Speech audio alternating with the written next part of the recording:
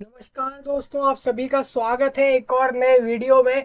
इस वीडियो में बात होने वाली है आपके लिए एक और नई जॉब का नोटिफिकेशन आउट हो चुका है आ चुका है जो कि डीडीए की तरफ से आ रहा है, यानी कि आपके दिल्ली डेवलपमेंट अथॉरिटी, जो कि एक दिल्ली सरकार या फिर आप ये बोल लीजिए कि भारत सरकार के अंदर आता है, जिसके अंदर जो है जॉब निकली है। यानी कि ये जो है गवर्नमेंट जॉब रहेगी, जो कि दिल्ली डेवलपमेंट अथॉरिटी डीडीए के अंदर निकली है। जिसकी संख्या की बात करूं तो 1,000 से भी ज़्यादा लोगों को यहाँ पर जॉब मिलने वाली है। अब मैं इस वीडियो में आपके साथ वही बात करने वाला हूँ कि ये जो डीडीए के अंदर एक और नई जॉब आई है, इस नोटिफिकेशन में इस जॉब से रिलेटेड क्या क्या है। जैसे कि इस जॉब, ये जो आपको जॉब मिलेगी तो इसके अंदर आपका काम क्या रहेगा, आपकी सैलरी क्या रहेगी, आपके वर्किंग आवर्स क्या रहेंगे, आपको आपको क्या काम करना होगा, साथ में ये जॉब के लिए कोई एग्ज़ाम लिया जाएगा क्या, अगर कोई एग्ज़ाम लिया जाता है तो उस एग्ज़ाम के लिए पैटर्न क्या रहेगा, क्या कोई फीस आपको देनी पड़ेगी इस जॉब के लिए, इस एग्ज़ाम में अपीयर होने के लिए, फाइनली ये जॉब मिलने तक का प्रोसेस क्या रहेगा, सारा कुछ इस वीडियो में डिस्कस करने वाला हूँ। आपको इस वीडियो को निश्चित होकर ध्यान से देखना होगा, पूरा वीडियो को आपको समझ आ जाएगा। ये वीडियो मेनली ये जॉब किस चीज़ के लिए है, इस जॉब के अंदर क्या कुछ होने वाला है, कब से कब तक फॉर्म भरे जाने हैं, कैटेगरी वाइज आपके लिए क्या क्या रिलैक्सेशन है, क्या क्या छूट रहेगी, खासकर आपकी उम्र के अंदर की उम्र सीमा की, आपके कितने से कितने के बीच में उम्र वाले इस फॉर्म को भर के अप्लाई कर सकते हैं, सारा कुछ डिस्कस होगा। सबसे पहले मैं आपको बता देता हूँ कि जो डीडीए है, यानी कि दिल्ली डेवलपमेंट अथॉरिटी की तरफ से, जो कि ऑफिशियल वेबसाइट अभी आपको स्क्रीन पर दिख रहा है आपके, ये ऑफिशियल वेबसाइट है। इसी पर आप जब देखेंगे व्हाट्स न्यू, तो यहाँ पर आपको बहुत सारे नोटिस दिख रहे हैं। इन्हीं में से एक नोटिस आपका, इन्हीं में से एक नोटिफिकेशन फाइनली इस जॉब के लिए है, जिसको मैं डिस्कस करने वाला हूँ। साथ ही आपको बता दूं, फॉर्म भरने की तिथि, यानी कब से फॉर्म भरे जाने इस जॉब के, तो वो रखी गई है 3 जून, यानी कि 3 जून से अगर आप फॉर्म भरेंगे इसके लिए और अप्लाई कर पाएंगे। और इसमें आप पूरा 1 महीने का आपको समय दिया गया, आप पूरे 1 महीने में आराम से फॉर्म भरिए, अपने सारे डिटेल्स को डालिए अच्छे से, उसमें बिना बिना किसी गलती के उसको अपलोड करिए और फाइनली फॉर्म को सबमिट करिए। लेकिन फॉर्म को सबमिट करने से पहले नोटिफिकेशन के बारे में अच्छे से जानना आपके लिए काफ़ी हद तक जरूरी है। तो सबसे पहले आप जैसा देख रहे हैं, ये पूरा नोटिफिकेशन है जिसको पूरा डिस्कस किया जाएगा इस वीडियो में।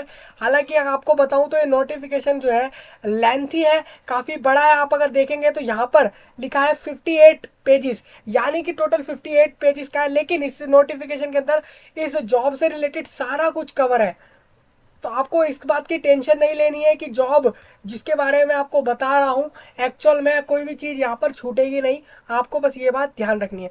देखिए, दिल्ली डेवलपमेंट अथॉरिटी यानी डीडीए की तरफ से ये बोला गया है कि आप 3 जून से लेकर 7वां महीना यानी कि 2 जुलाई तक शाम के 6 बजे तक फॉर्म भर सकते हैं। साथ में इसमें बोला गया है कि 1 अगस्त से लेकर आपका 30 सितंबर तक इसका एग्जाम होगा। देखिए, टेंटेटिव स्केड्यूल है कि ऑनलाइन एग्जामिनेशन स्टेज 1 का होगा, फिर टेंटेटिव स्केड्यूल स्टेज 2 का। मतलब हमें यह पता लग गया है कि ये जो जॉब है इसके लिए 2 स्टेजेस होने वाले हैं, 2 स्टेज में इसका एग्जाम होगा, फिर आपको जो है जॉब मिलेगी। तो वो स्टेज कौन कौन से रहेंगे, वो स्टेज रहेंगे स्टेज 1 और स्टेज 2।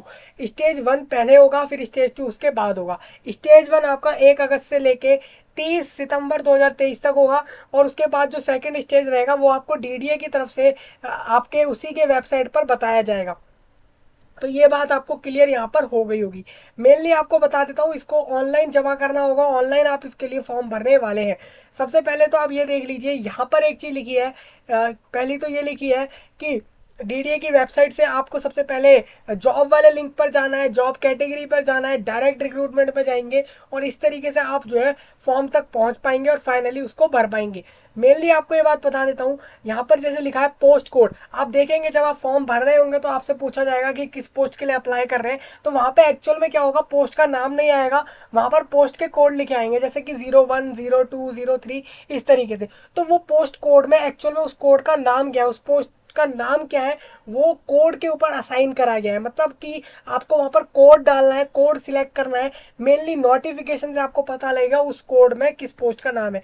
पोस्ट आप देख लीजिए, जैसे कि असिस्टेंट अकाउंट्स ऑफिसर रहेगा, जिसमें जो कि ग्रुप बी का रहेगा। देखिए सरकारी जॉब है, इसमें आपको पता होगा, जब जैसे कि हम जानते हैं कि जब भी कोई गवर्नमेंट जॉब होती है तो उसमें ग्रुप्स होते हैं, जैसे group A, group B, group C. तो इसका ये ग्रुप मतलब ही ये होता है कि आपको जो है वहाँ पे जो सैलरी रहेगा वो ग्रुप पे डिपेंड करता है, आपके काम पे डिपेंड करता है, आपके पोस्ट पे डिपेंड करता है। तो यहाँ पर असिस्टेंट अकाउंट्स ऑफिसर जो है ग्रुप बी की पोस्ट है, जिसमें आपको लेवल 8, आपको ये बात पता होनी चाहिए कि लेवल्स होते हैं अलग अलग, जो कि सैलरी के लेवल होते हैं, उसमें से एक लेवल 8 है, जो कि गवर्नमेंट एम्प्लॉय के लिए अगर आपको बताऊं तो लेवल 8 के अंदर जो सैलरी रहेगी वो आपकी 9,300 रुपये से लेकर 34,800 रुपये तक के बीच में रहने वाली है। ग्रेड पे मतलब आपको अलग से जो पैसे मिलेंगे यहाँ पे वो 4,800 रुपये और एक्स्ट्रा जो है सैलरी के ऊपर रहेंगे। ये ग्रेड पे होता है। अब इसमें आपको बता देता हूँ, ये आपकी पहली पोस्ट के लिए है। अब अगर आप यहाँ पर देखेंगे तो मैं एक बार दोबारा हाईलाइट करता हूँ। देखिए यहाँ पे क्या लिखा है, age age on closing date for receipt of online application. अब देखिए यहाँ पर क्या बोला गया है, जो लास्ट डेट है फॉर्म भरने की तब तक आपकी जो एज होगी वही मानी जाएगी। अब देखिए not exceeding 30 years, not exceeding 30 years मतलब कि relaxable for government servant in accordance with the instruction और order issued by the government. अब मैं इसमें क्या बताना चाह रहा हूँ आपको, मैं ये बताना चाह रहा हूँ अगर आप इस पोस्ट के लिए अप्लाई करेंगे तो आपकी एक्सीडिंग मतलब होता है 30 से ज़्यादा उम्र नहीं होनी चाहिए, पहली बात। दूसरी यहाँ पे क्वालिफिकेशन ये मांगी गई है कि आप सीए, आपके चार्टर्ड अकाउंटेंट की पढ़ाई पूरी होनी चाहिए, या फिर कंपनी सेक्रेटरी यानी जिसे हम सीएस बोलते हैं, या फिर आईसीडब्ल्यूए, या फिर मास्टर इन फाइनेंशियल कंट्रोल में आपने कर रखा है, या फिर एमबीए कर रखा है फाइनेंस में, और equivalent from a recognised university, किसी भी यूनिवर्सिटी से हो सकता है, किसी भी इंस्टीट्यूट से हो सकता है, हालांकि वो रिकॉग्नाइज होना चाहिए, मतलब कि वो जो है एक एस्टेब्लिश्ड होना चाहिए। ऐसे नहीं होना चाहिए कि कोई भी ऐसे किसी भी यूनिवर्सिटी का नहीं होना चाहिए, उसका कहीं ना कहीं उस यूनिवर्सिटी जो है वो गवर्नमेंट हो, प्राइवेट हो तो भी ठीक है, लेकिन वो रिकॉग्नाइज होगी तो वो चल जाएगा। सबसे पहले आप यहाँ पे देखिए कि M com will not be consider as equivalent qualification. M com अगर किसी ने करी हुई है, जैसे हम जानते हैं कि सीए जो होता है, सीए की पढ़ाई के लिए पहले आप बी कॉम करते हैं, एम कॉम करते हैं, और उसके बाद ही आप जो है यहाँ पे सीए जो है कंप्लीट करते हैं। मेनली यहाँ पे क्या है, अगर आपने एम कॉम करा हुआ है तो ये मत समझिए कि आपको यहाँ पे इसके लिए आपकी क्वालिफिकेशन हो गई है, फाइनली आपका सीए होना चाहिए, सीएस होना चाहिए, तो वो सब यहाँ पे लिखा हुआ है। अब मैं मेन आपको बताता हूँ, टोटल वैकेंसी इस पोस्ट के लिए 51 रहेंगे।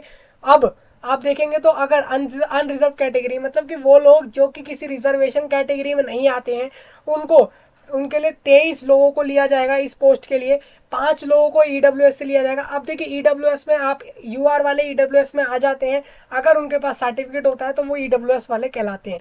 फाइनली एससी के लिए 7 है, एसटी के लिए 3 है, और ओबीसी के लिए 13 है।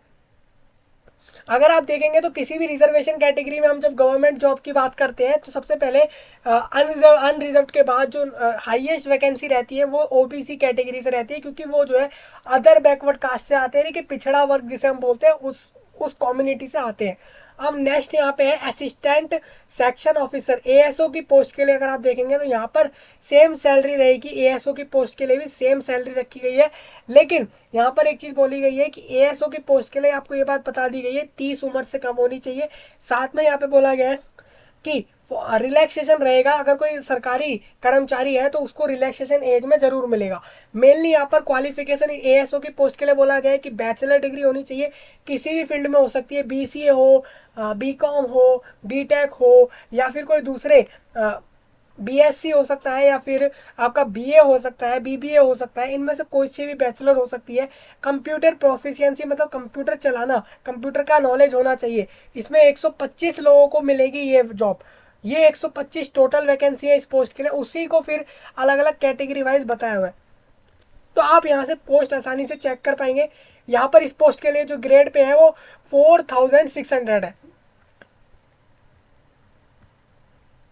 अब यहाँ पे क्या बोला, DDA employ processing required qualification as prescribed for direct recruit shall be eligible and the age limit shall not be applicable to them. अब देखिए जो पहले से ही डीडीए में काम कर रहे हैं उनके लिए क्या बोला गया, उनके लिए बोला गया कि उनके लिए कोई एज में लिमिट छूट, एज में कोई लिमिट नहीं है, उनके लिए ओपन है एज की लिमिट। ये बात आपको याद रखनी है। अगर आप पहले से डीडीए में हैं तो आप इसमें अप्लाई कर सकते हैं, अगर आपकी एज कुछ भी हो वो यहाँ पे एक्सेप्ट हो जाएगी।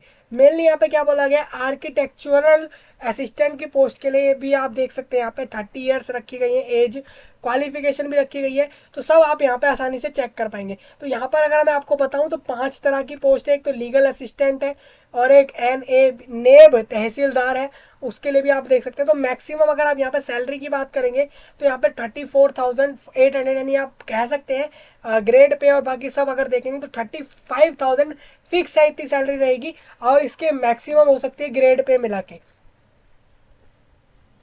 मैं और पोस्ट की बात करता हूँ, जूनियर इंजीनियर की पोस्ट भी है यहाँ पे, उनकी भी सैलरी लिखी हुई है। अब देखिए यहाँ पे सर्वेयर की पोस्ट है। अब आप यहाँ पर देख रहे हैं कि यहाँ पे मैं पोस्टों के नाम आपको बता रहा हूँ, एक्चुअल में मैं उसकी क्वालिफिकेशन, एज लिमिट भी बता रहा हूँ, कितने वैकेंसी है वो भी बता रहा हूँ। मेनली आपको ये नहीं बता रहा हूँ कि उस पोस्ट में भाई काम क्या रहेगा, हमें काम क्या करना है ये तो बताओ, तो मैं वो आगे आपके साथ डिस्कस करूंगा। सबसे पहले आप देखेंगे तो सर्वेयर की जो पोस्ट है वो ग्रेड सी की रहेगी, ग्रुप सी की रहेगी, जिसके अंदर सैलरी जो है वो 20,200 रखी गई है।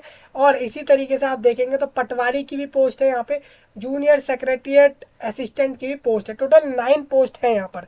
तो हमने पोस्ट के बारे में आपको बता दिया। अब यहाँ पर बैकलॉग वालों का डाउट रहेगा तो मैं उसको भी क्लियर कर देता हूँ। In case of the candidates processing equivalent educational qualification, such candidates shall also produce relevant equivalence certificate from the authorities concerned at the time of document verification. However, final decision regarding selection of such candidates will be taken by DDA. अब देखिए जो backlog vacancy होते हैं, backlog vacancy मतलब ये होता है, suppose मान लीजिए इस साल वैकेंसी आपकी फिक्स करी गई, इतनी वैकेंसी पे आपको जॉब देनी है, इस फील्ड में देनी है, इस ऑर्गेनाइजेशन में देनी है। और मान लीजिए वहाँ पर क्या होता है कि किसी कारण से जितने लोगों को लेना था उतने लोगों को जॉब नहीं मिलती है, कुछ कम लोगों को जॉब मिलती है। वो उसके कारण हो सकते हैं कि क्वालिफिकेशन में वो फेल कर गए, एज लिमिट वाइज फेल हो गए, या फिर एग्जाम नहीं निकला। अगर एग्जाम हो रहा है, अगर इस जॉब के लिए अगर हो रहा है तो उसमें अगर मान लीजिए आपके लिए नहीं निकला, तो उस तरीके से मतलब कुल मिला के अगर आप फेल होते हैं आगे चल के कुल मिला के जॉब लेने में, तो वो जो वैकेंसी बचती है वो नेक्स्ट ईयर में कंक्लूड होती है, नेक्स्ट ईयर में जुड़ जाती है, और फिर वो नेक्स्ट ईयर वाले वैकेंसी में जाके जुड़ती है। तो ये रहता है आपका जो बैकलॉग वैकेंसी होती है। तो ये प्रोसेस आपको समझ आ गया होगा। नेक्स्ट यहाँ पे आप देख लीजिए, रिजर्वेशन आपको बता देता हूँ।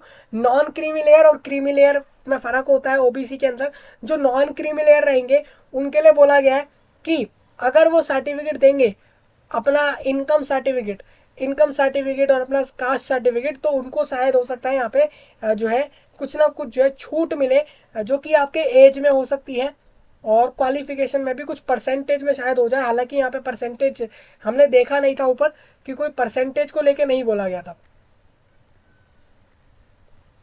अब मैं नेक्स्ट आपको बता दूं, सबसे पहले आप ये देखिए, फिजिकल रिक्वायरमेंट भी चाहिए out of the post mention, जो कि पहले आपको पैराग्राफ में भी ऊपर जो आपको पहले पोस्ट दिखाए मैंने, उसमें आपको बता देता हूँ। यहाँ पर पर्सन विद बेंचमार्क डिसेबिलिटी वालों के लिए स्पेशली बता रहा हूँ आपको। यहाँ पर फिजिकल रिक्वायरमेंट ये रहेगी, ST और W, BN, SC और C, MF, H और RW रहेगी, जो कि आपके असिस्टेंट अकाउंट्स ऑफिसर की पोस्ट के लिए रहेगी। अब इसका मतलब भी बताऊंगा, सूटेबल फॉर आइडेंटिफाइड डिसेबिलिटीज, जैसे कि आप देख लीजिए लोकोमोटर डिसेबिलिटी में जो लोग आते हैं, इंक्लूडिंग जिनको जो है एसिड अटैक विक्टिम्स है, या फिर ब्लाइंडनेस है, और या फिर लो विजन वाले जो रहेंगे, उनके लिए भी यहाँ पर बता दिया गया है।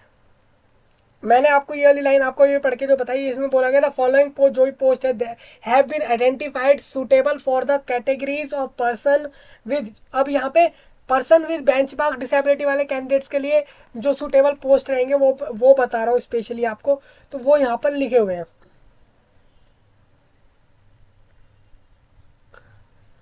For the post reserve for, अब देखिए जो post person with benchmark disability वाले कैंडिडेट के लिए फिक्स्ड है, रिजर्व्ड है, वो पोस्ट जो रहेंगे उसके अंदर एक तो आपका VH रहेगा, यानी कि लो विजन वाले रहेंगे, और ब्लाइंडनेस वाले रहेंगे, deaf and hard of hearing मतलब कि सुनने में दिक्कत, और बाकी सारा यहाँ पर लिखा हुआ है। अब देखिए एक बात याद रखनी है, जो डिसेबल कैंडिडेट अप्लाई करने वाले हैं इस जॉब के लिए, फाइनली ये वो देख लें कि 40% से ज़्यादा उनका डिसेबिलिटी होना चाहिए, उससे कम ना हो, नहीं तो वो एप्लीकेबल नहीं होंगे। अब मैंने आपको ऊपर फिजिकल रिक्वायरमेंट में कुछ कोड दिखाए थे, जैसे कि ST, W, SE, H, तो इसका मतलब क्या था, जैसे सिटिंग, आपको सिटिंग मतलब आपको बैठना आना चाहिए, खड़े होना आना चाहिए, चलना आना चाहिए, देखना आना चाहिए, सुनना आना चाहिए। तो वहाँ पर फिजिकल रिक्वायरमेंट भी है। आप ये बात समझिए, किसी पोस्ट के लिए आप यहाँ पर अप्लाई करेंगे तो उस पोस्ट में फिजिकल रिक्वायरमेंट ये है कि आपको बैठना, खड़े होना, चलना और देखना, सुनना, पढ़ना, लिखना, बात करना और manipulation by finger, pushing and pulling आना चाहिए, लिफ्टिंग आना चाहिए और यहाँ पर बहुत से और बैंडिंग और झुकना आना चाहिए। तो ये सारा कुछ आना चाहिए। फिजिकल रिक्वायरमेंट ये सबके लिए रहेगी। मेनली यहाँ पे डिसेबिलिटी वाले कैंडिडेट्स के लिए कुछ लिमिटेशन रखे गए, तो वो मैंने आपको बता दिया है। एक बार दोबारा इस चीज़ को हाईलाइट कर लेते हैं एक बार, जिससे कि आपको ये बात क्लियर हो जाए दोबारा से कि ये आप देख सकते हैं। तो ये यहाँ पर कुछ है, जैसे कि किसी का वन आर्म है, किसी का एक ही पैर है, किसी देखिए, तो ये सब जो है डिसेबिलिटीज़ होते हैं। तो ये बात आपको इस चीज़ का ध्यान रखना होगा। एक्चुअल में आपको यहाँ पे पूरा 1 मंथ का समय है, काफ़ी आराम से भरने का समय दिया है फॉर्म के लिए। अब यहाँ पे डिसेबल कैंडिडेट को स्क्राइब अलाउड करा गया है, रीडर, लैब असिस्टेंट अलाउड किया गया है to any person with benchmark disability as defined. जैसा मैंने ऊपर आपको बताया, जो भी डिसेबिलिटी वाले कैंडिडेट्स रहेंगे उनको जो है स्क्राइब कौन होता है? स्क्राइब मतलब होता है कि आपकी जगह कोई दूसरा कैंडिडेट या फिर दूसरा कोई ह्यूमन कह लीजिए, दूसरा इंसान जो आपकी जगह एग्ज़ाम लिखने वाला है, एग्ज़ाम करने वाला है, वो किस वजह से? क्योंकि आप लिखने में डिसेबल हैं। अगर आप कोई कंप्यूटर एग्ज़ाम हो रहा है तो आप माउस से उस एग्ज़ाम को नहीं दे पा रहे हैं, तो उस जगह पर आपकी जगह कोई और एग्ज़ाम देता है। हालांकि माइंड आपका लगता है, आप बता रहे होते हैं कि इसका ये सही होगा या फिर इसको ऐसे करना है, ऐसे करना है। वो सिर्फ अपना फिजिकली अपीयर होगा, मेंटली आप अपीयर होंगे। ये बात होती है स्क्राइब वाले एग्जाम्स में। फिर मेनली आपके अगर डिसेबिलिटी वाले कैंडिडेट्स रहेंगे तो उनके लिए रहेगा।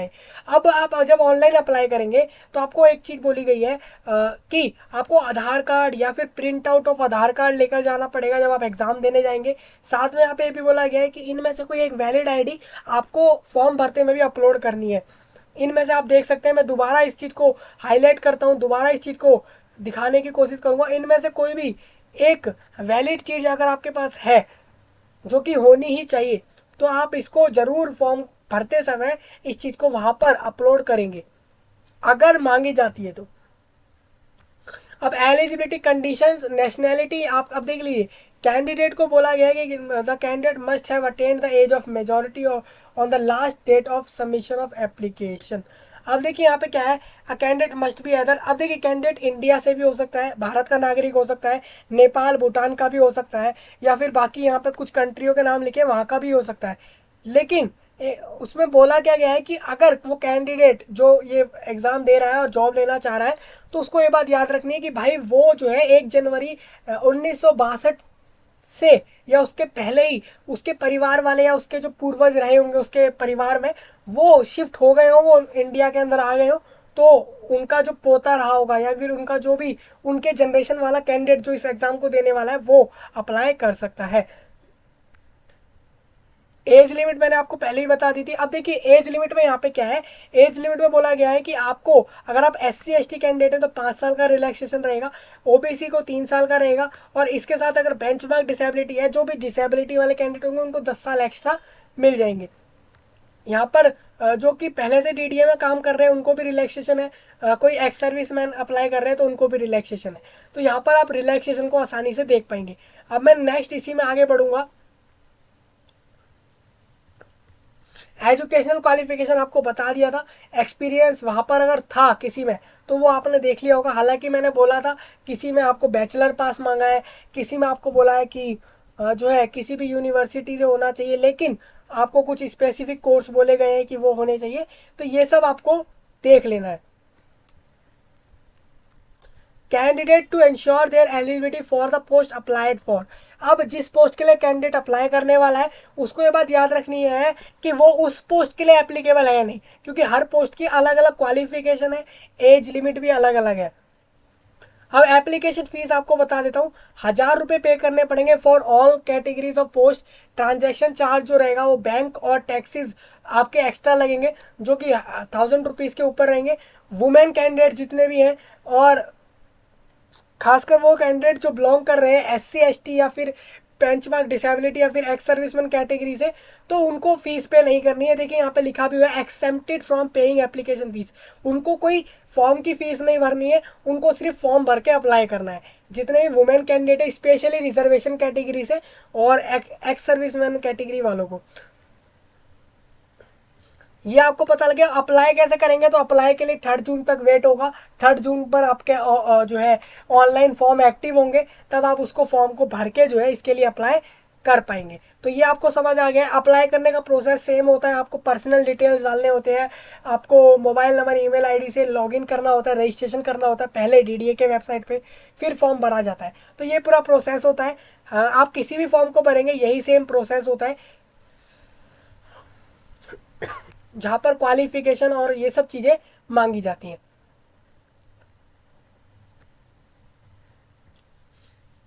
अब स्टेप फॉर अप्लाइंग देख लीजिए, वही बोला गया है साइन अप। अब साइन अप वही करेंगे जिन्होंने पहले से साइन इन और साइन अप। साइन अप मतलब रजिस्ट्रेशन हो जाता है और साइन इन मतलब बने हुए रजिस्ट्रेशन पे लॉग इन करना होता है।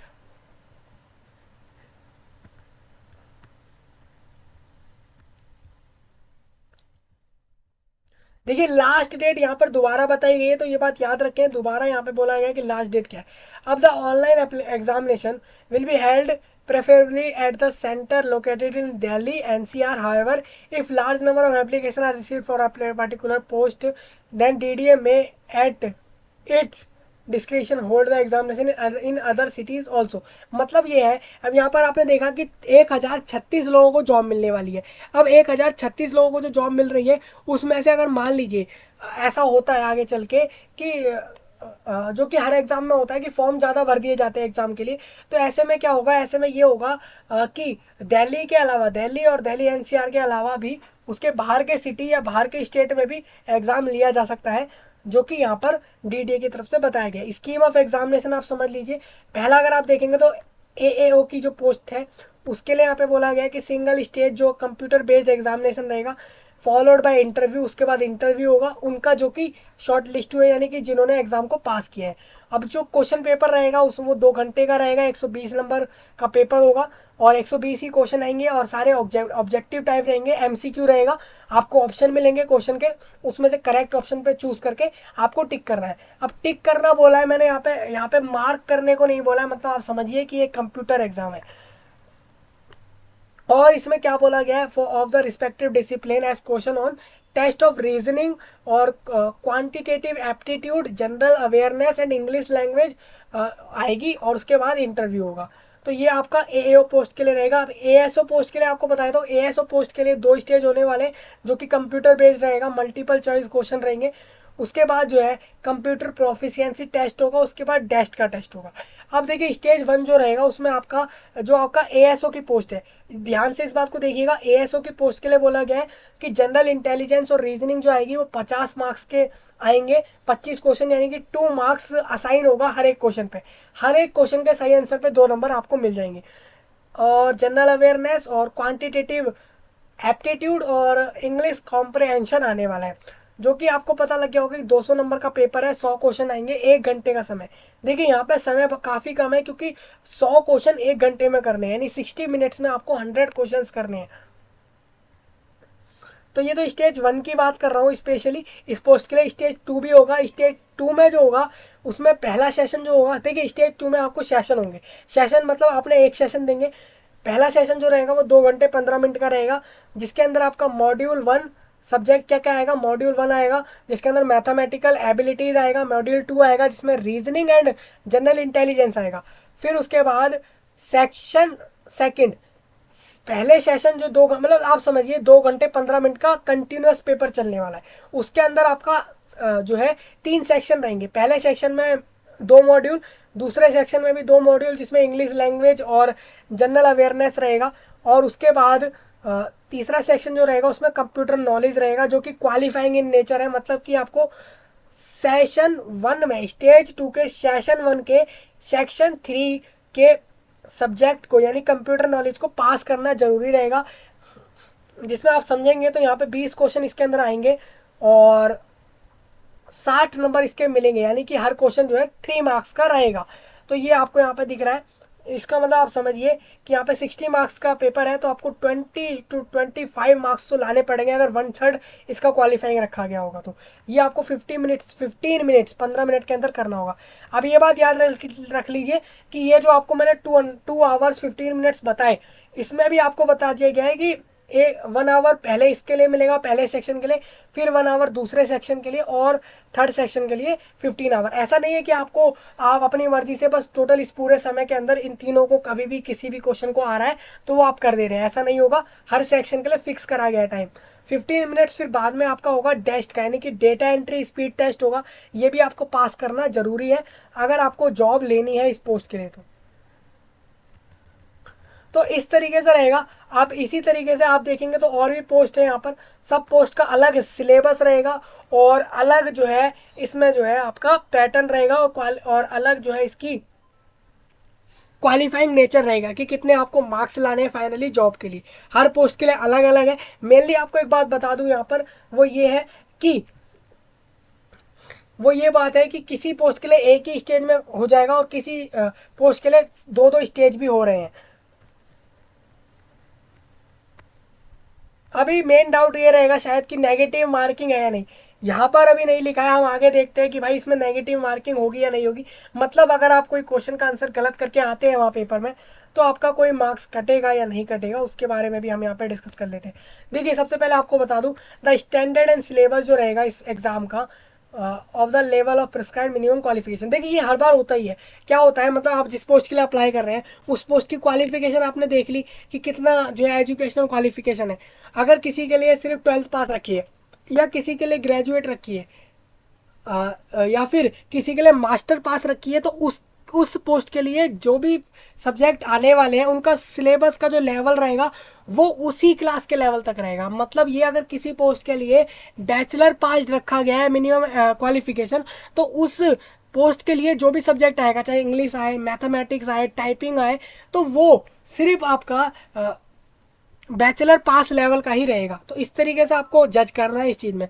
अब मीडियम आपको बता देता हूँ, हिंदी इंग्लिश दोनों में पेपर रहेगा, only for all categories of post except for Hindi English comprehension. Hindi और इंग्लिश की लैंग्वेज के जो कॉम्प्रिहेंशन है वो उसी में रहेंगे, उसके अलावा सारा एग्जाम दोनों लैंग्वेज में रहेगा, यानी बाय लैंग्वेज रहेगा। नेक्स्ट यहाँ पे ये है, the weightage of marks of computer based examination will be 85%। मतलब आप ये देखिए जो आपका एग्जाम हो रहा है वो 85% की वेटेज रखता है, हालांकि इंटरव्यू सिर्फ 15% की वेटेज रखता है पूरे 100% में से। अब ये जो एग्जाम होगा आपका कंप्यूटर पे, ये आपके एक से ज़्यादा शिफ्ट में होगा, इसी वजह से जो नॉर्मलाइज होगा by using the formula publish by the DDA on website. अब डीडीए की वेबसाइट पे फॉर्मूला बताया गया है नॉर्मलाइज स्कोर, मतलब आपके जो भी मार्क्स आएंगे एग्जाम में उसके लिए कट ऑफ डिसाइड करने के लिए जो फॉर्मूला लगाया जाएगा वो डीडीए की तरफ से डिसाइड कर लिया गया। अब जो ऊपर हमने पोस्ट कोड देखा था सेकंड, जो कि असिस्टेंट सेक्शन ऑफिसर का था, उसमें जो डेस्ट का आपने देखा था सेक्शन 4 में, सेशन 2 के सेक्शन 4 में आपने देखा होगा जो कि स्टेज 2 का था डेस्ट का, उसके लिए कुछ बोला गया है। उसके लिए ये बोला गया है इंक्लूडिंग जो आपका टेस्ट रहेगा वो 15 मिनट की ड्यूरेशन में रहेगा सेम डे में। अब ये बात याद रखिए, जो सेशन रहेंगे एक ही दिन में हो जाएगा। मतलब आप ये समझिए कि स्टेज 2 जो रहेगा वो एक ही दिन में होगा, हालांकि उसमें ब्रेक रहेगा, उसके बाद वो कंप्लीट हो जाएगा।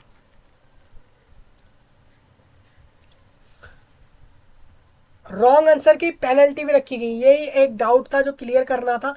अब देखिए कैंडिडेट को जो है ये बात याद रखनी है कि जो क्वेश्चन 1 मार्क के रहेंगे there will be penalty of 0.33, यानी कि 1/3 मार्क्स उसका काटा जाएगा, जो कि हर जगह कॉमनली 1/3 या 1/4 रहता है। तो यहाँ पर 1/3 मार्क्स काटा जाने वाला है फॉर रॉन्ग आंसर्स के लिए। Multiple answers mark by the candidate in the objective section having 4 alternatives where question is of 2 marks and 3 marks there will be penalty of 0.66। तो ये बात तो सिंपल है, आपको एक्चुअल में कैलकुलेशन यही लगानी है कि कोई क्वेश्चन अगर 3 मार्क का है तो 1/3 यानी कि उसका 1 मार्क काटा जाएगा। कोई क्वेश्चन 4 मार्क का है तो उसका 1/3 आप लगा लीजिए, 1.33 समथिंग होगा, उतना काटे जाएगा। तो ये आपको पता लग गया है कि जितने भी क्वेश्चन जितने भी मार्क का क्वेश्चन आ रहा है उसका 1/3 जो है मार्क्स कटेगा गलत आंसर पे। अब मिनिमम क्वालिफाइंग मार्क्स जो रहेंगे वो आप देख लीजिए। यहाँ पे मैंने आपको पीछे बताया था कुछ कुछ जो है एग्ज़ाम ऐसे थे, कुछ जो है सेक्शंस ले और जो सब्जेक्ट्स थे वो ऐसे थे जिनको आपको पास करना ज़रूरी है। तो उनको पास करने के लिए अगर आप अनरिजर्व कैटेगरी से हैं तो 40% मार्क्स लाइए, SC से हैं तो 30% लाइए, ST से हैं तो भी 30% लाइए। तो ये आपके लिए डिसाइड किया है, जो कि DDA की तरफ से डिसाइड किया गया है। अब देखिए यहाँ पर आपको बता देता हूँ, ये तो देखिए जनरल बताया है, जो मेरिट बनाई जाएगी एक्चुअल में देखिए एक तो आपको बताया मैंने कि कंप्यूटर बेस्ड एग्जाम होगा, उसमें भी कुछ आपके कंप्यूटर हो गया या फिर आपका डेस्ट का एग्जाम हो गया डेटा एंट्री वाला। तो उसमें क्या है, आपको बोला गया है कि आपको जो है क्वालिफाइंग इन नेचर है, तो उसके लिए वो पोस्ट वाइज बोल रहे हैं। तो पोस्ट वाइज अगर आप जब वो बोल रहे हैं क्वालिफिकेशन के लिए, तो वहाँ पर आपके लिए क्या होगा, वहाँ पर तो आप पोस्ट के हिसाब से देखेंगे क्वालिफिकेशन। लेकिन अगर ऑल ओवर बताएं जिसके लिए जो मेरिट बनती है, फाइनली मेरिट मतलब होता है कि किसको जॉब मिलेगी, तो वो इंटरव्यू के भी बाद बनती है। एग्जाम हो गया, इंटरव्यू हो गया, उसके बाद एक रिजल्ट बनाया गया, एक लिस्ट बनाई गई, तो उसके लिए अलग जो है क्वालिफाइंग मार्क्स रखे जाते हैं। तो वो ये वाले रहेंगे जो आपको यहाँ पे टेबल में दिख रहा है, ये वाले जो है ऑल ओवर के लिए रहेंगे। अगर पोस्ट वाइज बता दूं आपको, तो पोस्ट वाइज अगर आप देखेंगे तो JSA की पोस्ट के लिए यहाँ पे बोला गया है कि 40%। देखिए यहाँ पे कहीं कहीं सेम है और कहीं कहीं जो है वो अलग भी है।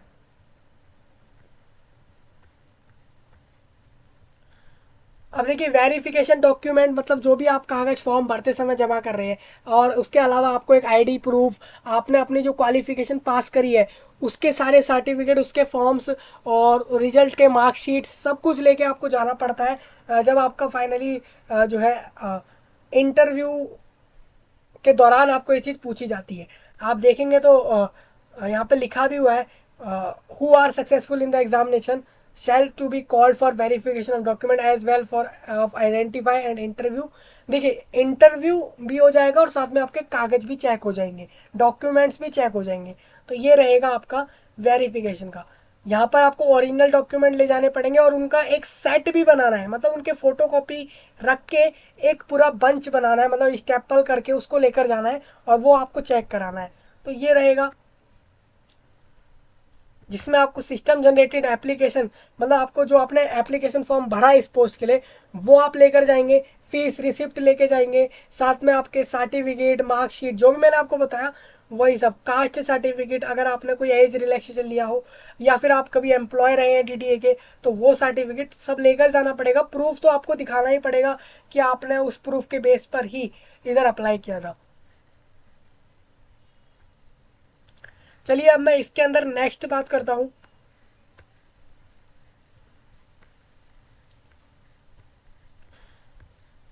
तो देखिए सिलेबस आपको बता दिया है, एज लिमिट, वैकेंसी, सैलरी, काम क्या रहेगा, सब कुछ डिस्कस हो चुका है।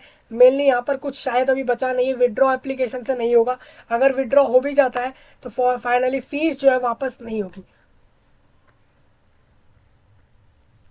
अब देखिए इंडिकेटिव सिलेबस, अभी मैंने आपको टॉपिक्स बताए थे किस पोस्ट के लिए क्या टॉपिक है, तो उस टॉपिक में सिलेबस क्या है, उसमें क्या क्या पूछा जाएगा। तो सबसे पहले आप AAO की पोस्ट के लिए देख लीजिए, जो कि असिस्टेंट अकाउंट्स ऑफिसर, जो कि पोस्ट कोड 01 था, उसके लिए बोला गया है कि फाइनेंशियल अकाउंटिंग आएगा।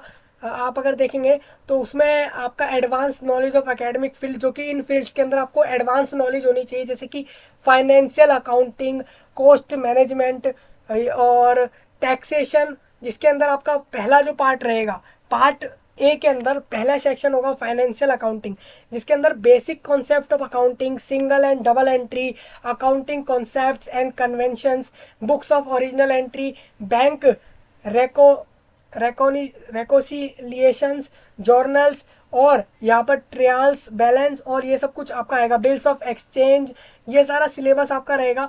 आप देखेंगे तो कोस्ट मैनेजमेंट में आपको ये सब पढ़ना होगा इस जॉब के लिए। टैक्सेशन के यानी कि इनकम टैक्स के अंदर अगर आप देखेंगे तो आपको ये सब पढ़ना होगा, और GST के बारे में पढ़ना है आपको, तो ये सब पढ़ना होगा। अब देखिए पोस्ट कोड, जो आप अगर कोई कैंडिडेट अगर ASO की पोस्ट के लिए अप्लाई कर रहा है तो स्टेज 1 का सिलेबस ये रहेगा, रीजनिंग और इंटेलिजेंस का सिलेबस ये है, जिसमें आपका non verbal, verbal series, coding, decoding, statement, conclusions, और यहाँ पर एनालॉगी भी आएगा आपका। और भी आप देखेंगे तो बहुत इंटरेस्टिंग इंटरेस्टिंग चीज़ें हैं जो यहाँ पर आने वाली है। आप देखेंगे तो ड्राइंग, इन्फेरेंसेस और पैटर्न फोल्डिंग, मतलब पैटर्न फोल्डिंग आपने कभी बार देखा होगा, कभी कभार डाइस का आ जाता है कि उसको फोल्ड करेंगे तो कौन सा नंबर आएगा। और भी यहाँ पे बहुत सारी चीज़ें होती हैं, city matching, classification of centre codes, roll numbers, और स्मॉल एंड कैपिटल लेटर्स के बेस पर कोडिंग डिकोडिंग आ सकता है। ये सारा रीजनिंग का पार्ट है। जनरल अवेयरनेस में भी आप देख सकते हैं। हालांकि अब देखिए इन टॉपिक में भी कितने क्वेश्चन आने वाले हैं किस सेक्शन से, ये मैंने आपको ऊपर बताया है। अगर आप देखेंगे तो नोटिफिकेशन में ही आपको मिल जाएगा। क्वांटिटेटिव एप्टीट्यूड है, इंग्लिश कॉम्प्रिहेंशन है, ये सब रहेगा। स्टेज 2 में आप देखेंगे तो नंबर सिस्टम आएगा जिसमें होल नंबर रहेगा, competition of whole number, decimal and fractions, और ये सब रहने वाला है। मॉड्यूल 2, मॉड्यूल 3, देखिए यहाँ पे एक एक चीज़ बताइए। अगर आप इस सिलेबस को अच्छे से प्रिपेयर करेंगे और अपना एग्ज़ाम इस सिलेबस के बेस पर ही तैयार करके देंगे तो आपका एग्ज़ाम एक्चुअल में बहुत अच्छा जाएगा, और फाइनली ये जॉब मिलने के जो आपको मिलेगी वो अच्छे से आसानी से मिल जाएगी। अब मैं इसी में क्या है आगे बढ़ता हूँ।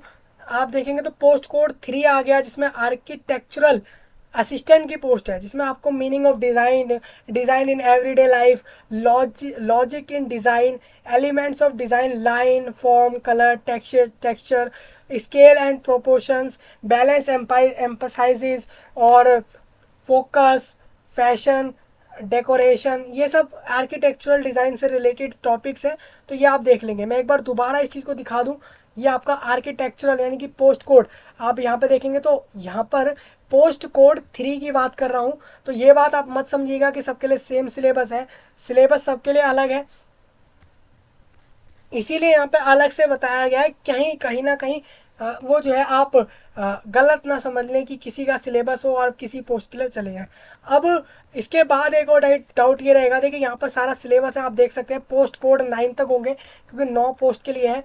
तो मैं यहाँ पे और नीचे जाता हूँ और यहाँ पर आपको दिखाता हूँ लास्ट। देखिए यहाँ पर पोस्ट कोड 9 जो कि जेएसए की पोस्ट के लिए, जूनियर सेक्रेटरीट असिस्टेंट, उसके लिए अलग सिलेबस है, तो वो भी आप यहाँ पे देख सकते हैं। अब सिलेबस की बात हो गई हमारी। अब सिलेबस के बाद अब देखेंगे तो यही सेम चीज़, पूरा नोटिफिकेशन अब हिंदी के अंदर भी चर्चा हुई है इसके लिए। देखिए यहाँ पे क्या बोला गया है, यहाँ पे कोई चीज़ इंपॉर्टेंट बोली गई है, उसको हम एक बार डिस्कस करते हैं कि एनेक्सर 1 है, ये किस चीज़ से रिलेटेड है। देखिए यहाँ पे वही बोला गया है, आपको वॉलेट नहीं ले जाना, मतलब आपको अपना पर्स नहीं ले जाना है, व्हीकल्स की यानी कि आपके गाड़ी की चाबी नहीं ले जानी है, किताबें, pen, pencil, stationery, box, paper, chits, मतलब कि आपके कोई भी चीटिंग करने के लिए कुछ अगर पेपर में लिख कर ले जा रहे हैं, मैगजीन्स हो गया, इलेक्ट्रॉनिक गैजेट्स, ये सब बिल्कुल नहीं ले जाना है आपको एग्जामिनेशन लैब के अंदर या फिर जहाँ भी एग्ज़ाम होगा। अगर आप ले जाते हैं तो आपके खिलाफ स्ट्रिक्ट एक्शन होगा। ये तो पहली चीज़ हो गई। Candidates are allowed only to carry admit card, सिर्फ एडमिट कार्ड ले जाइए, आइडेंटिटी प्रूफ यानी आईडी कार्ड ले जाइए एग्जाम सेंटर के अंदर बस, और pen, pencil, paper for rough work would be provided in the examination lab.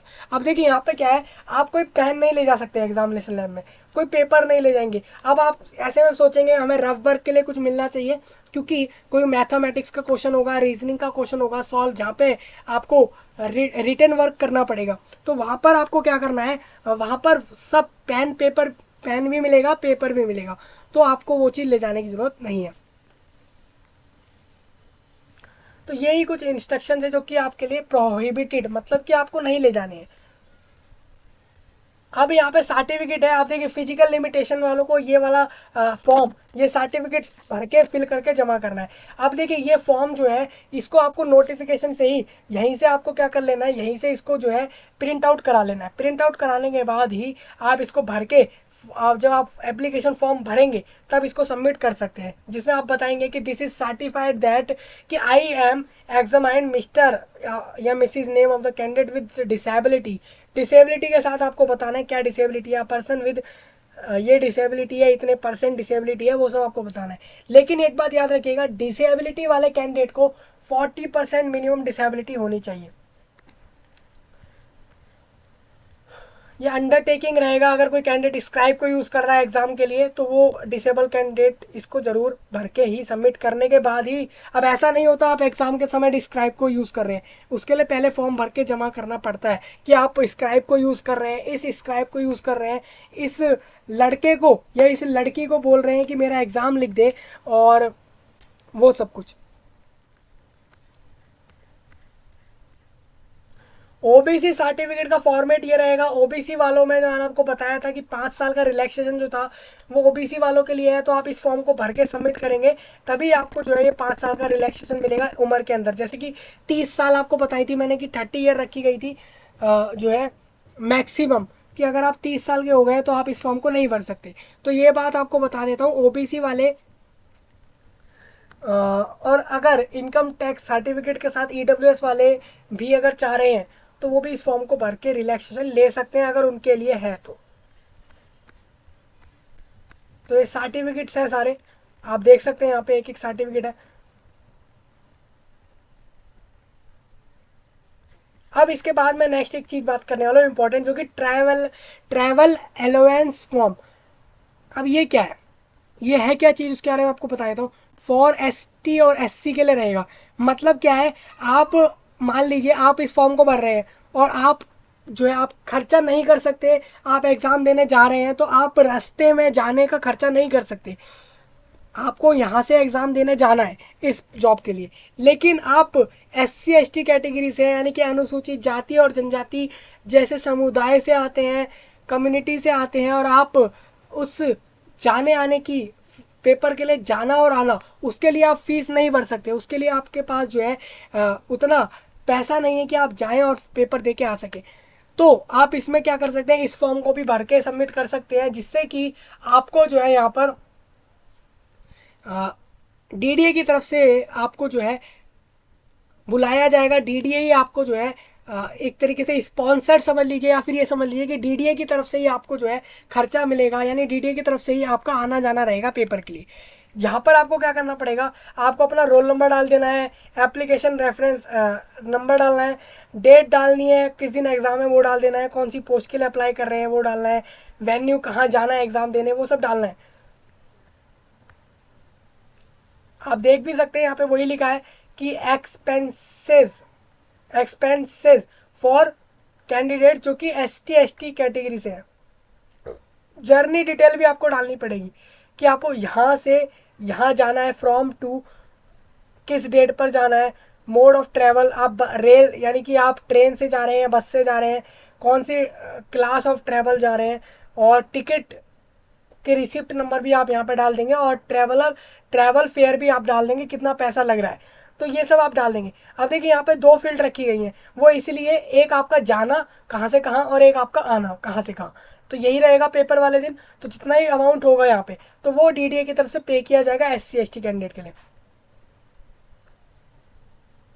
तो वो कैसे पे किया जाएगा, आप अपने बैंक का नेम, अपने बैंक का नाम डाल देंगे, बैंक का अकाउंट नंबर डाल देंगे, और अपने अकाउंट होल्डर मतलब किसका बैंक अकाउंट है वो डाल देंगे, ब्रांच का कोड डालेंगे, IFSC एक कोड होता है 11 डिजिट का, जो कि आपके बैंक अकाउंट की डिटेल्स में आपको मिल जाता है।